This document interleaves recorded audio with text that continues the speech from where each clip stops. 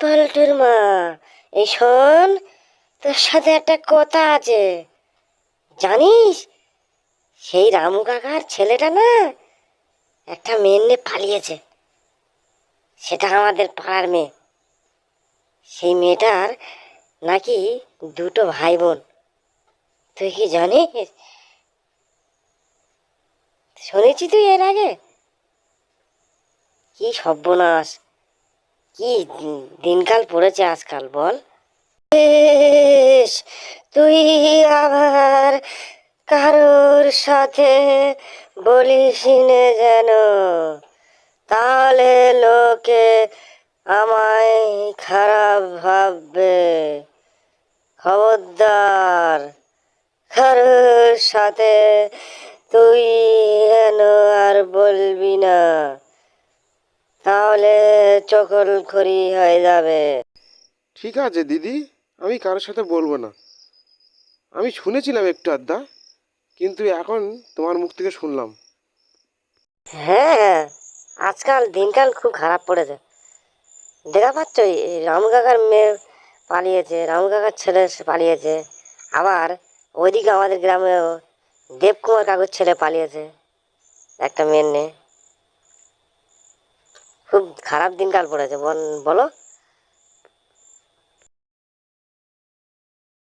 দেখি বাড়ির দিকে যাই, বাড়ি সবাই কি করছে?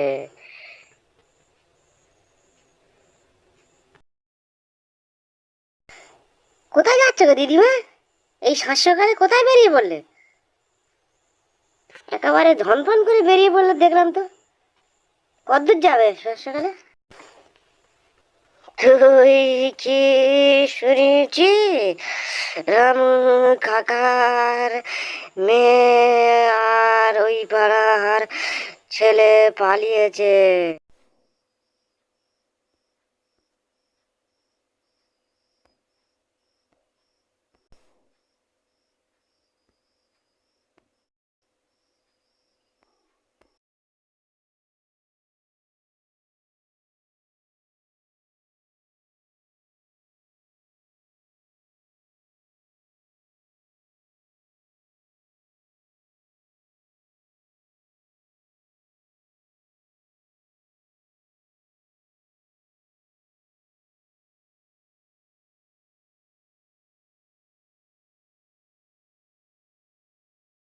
এ পিয়া, এ পিয়া, এই শোন, জানিস রামু কাকার ছেলেটা না ওই পাড়ার মেয়ে নিয়ে পালিয়েছে,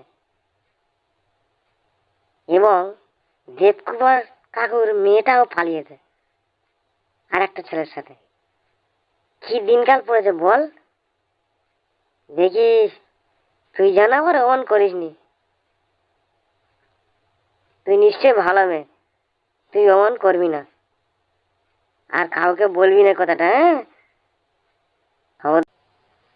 না না বৌদি, আমি কাউকে বলবো না। ঠিক আছে, আমার বলার দরকার নেই, আমি কাউকে বলবো না।